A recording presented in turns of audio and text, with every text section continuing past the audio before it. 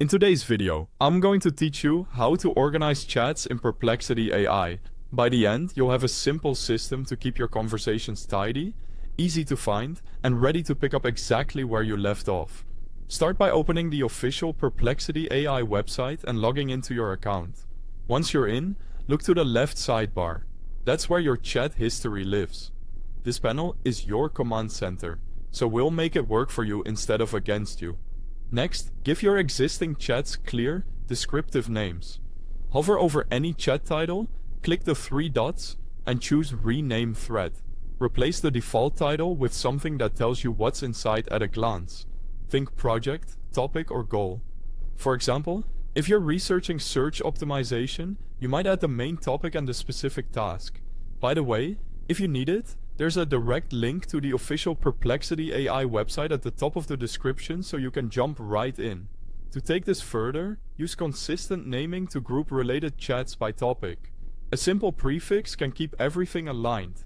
For instance, you could name threads like SEO research, keywords, SEO research, competitors, and SEO research, content ideas. When you keep the first part the same, those threads will naturally stack together in your sidebar, making scanning and retrieval much faster. As you clean up, remove anything you don't need.